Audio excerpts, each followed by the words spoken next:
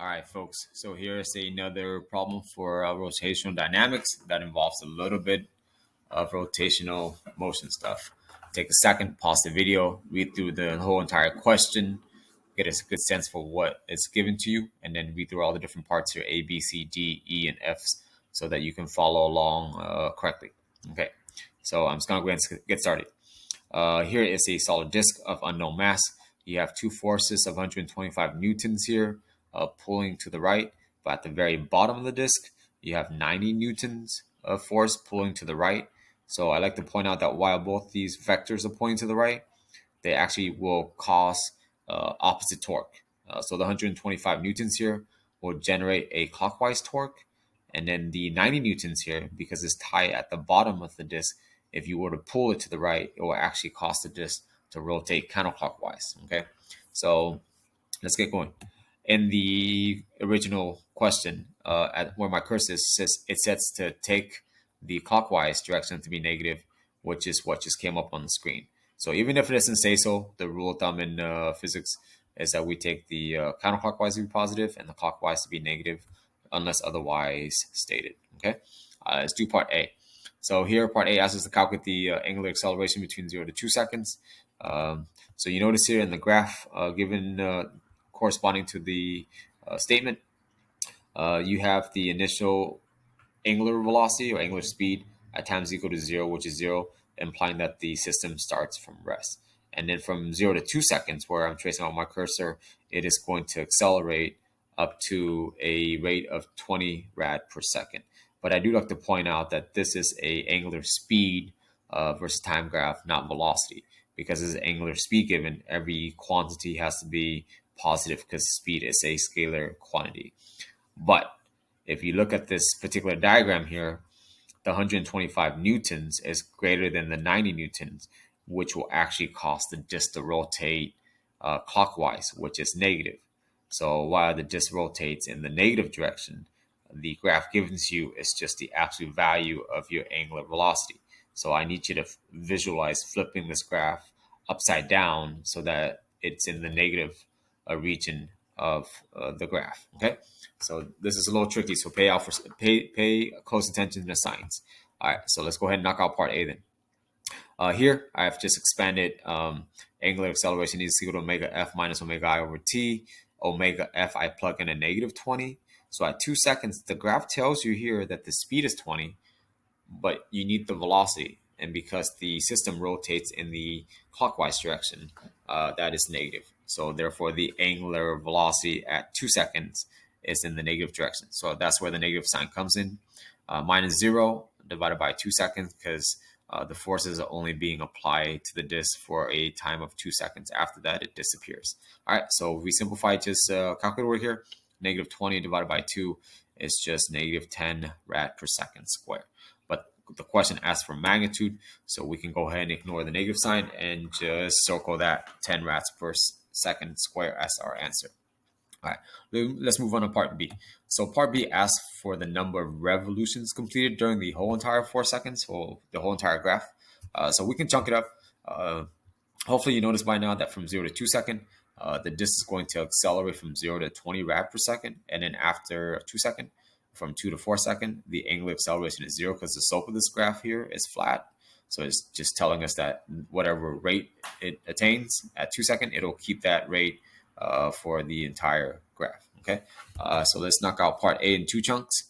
Excuse me, part B in 2 chunks. So the first chunk I'm going to take is from 0 to 2 seconds because it accelerates. So you notice here in my work, I've split up into angular displacement 1. So I'll take it from 0 to 2 seconds. And then this is just our angular displacement function. But from the graph, it tells us that omega I is 0. So I'll cross that out. And then we already found angular acceleration from the previous problem, which is negative 10. But here I just plug in 10 rad per second square because it's asking for the number of revolutions and it's moving in the same direction. So I don't really have to worry about the negative sign here. Okay. All right, on that, we plug all the time interval in, which is 2 seconds. 2 square times 10 times a half will give us a product of 20 rad. So that takes care of the first 2 seconds, but now we got to do from 2 to 4 seconds.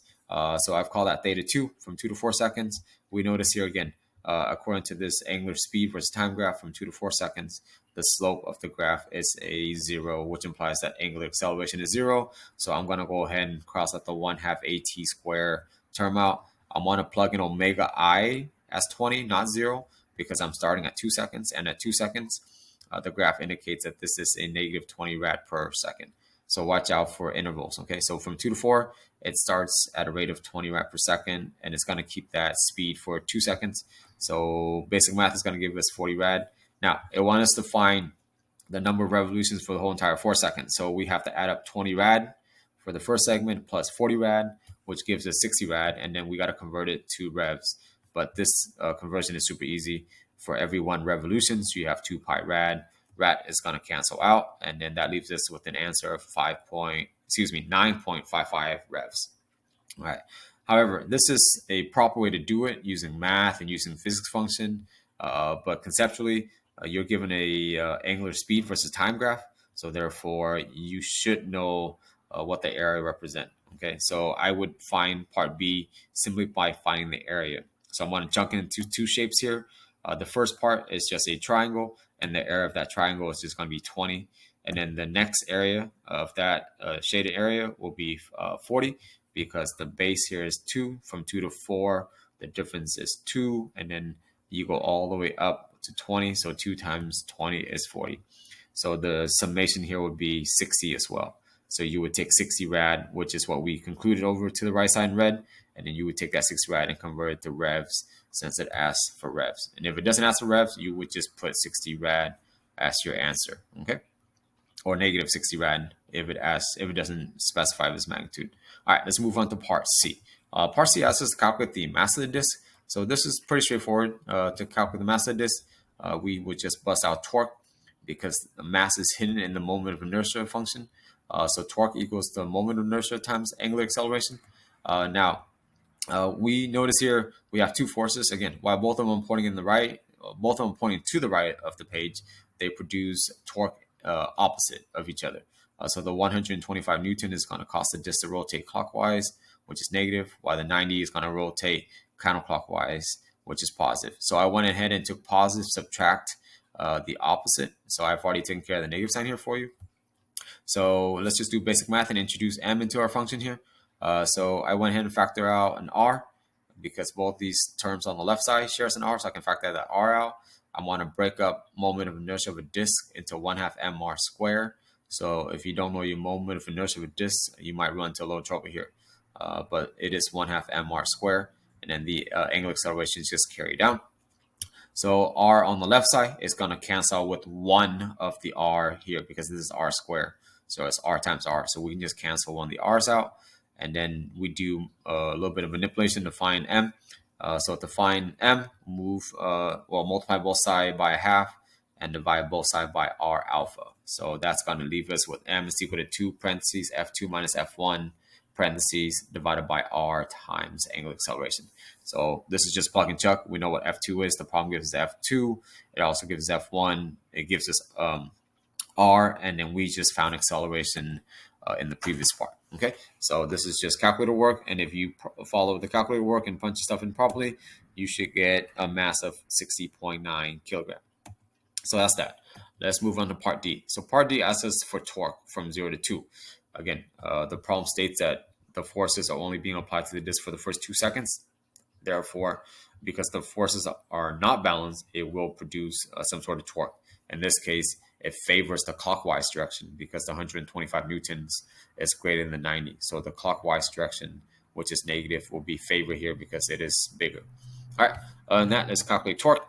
To calculate torque, you have a couple different ways to do it. Torque equals I alpha, and then here we know that I is 1/2 mr squared, and we know alpha. So if we plug and chug, we just found the mass of the solid disk to be 60.9. The radius r is given to us is 0.115. Don't forget to square it. And then the angular acceleration here is negative 10 rad per second squared. So you notice here I plug in a negative 10 rad per second squared, because torque is a vector. So you do need the direction. And using common sense, the diagram tells us that the disk is going to rotate in the clockwise direction, which is negative. So, which implies that the angular accelerations must also be negative as we calculated earlier. So here I do need to plug in the negative sign because it didn't use the word magnitude. Okay. Other than that, if you plug it in correctly on your calculator, you should get a value of negative 4.025 Newton times meter. That's one way to do it. Now, the other way to do it is applying force perpendicular to R.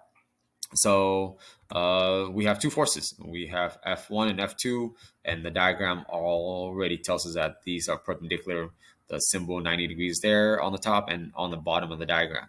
So right away, it tells us that the force is already perpendicular to the moment of arm relative to the pivot, which is at the center of the solid disk for this one. So I would just take F2R minus F1R, and we know everything already. I just factor the R here to save some space on the screen. We know that R is 0.115, and then we know F2 is given as 90. I want to subtract that from F1, which is 125. And if we do that, we get the same outcome, which is negative 4.025 Newton times meter. So which strategy you apply doesn't really matter. It'll give you the same outcome. Okay. All right. Let's do part E and F. Let's do the last two parts here. Part E asks us what is the magnitude of the angular momentum at 4 seconds. So this is pretty straightforward. Angular momentum is just moment of inertia times omega. But we already know the moment of inertia for this shape is a disk, which is 1/2 mr square.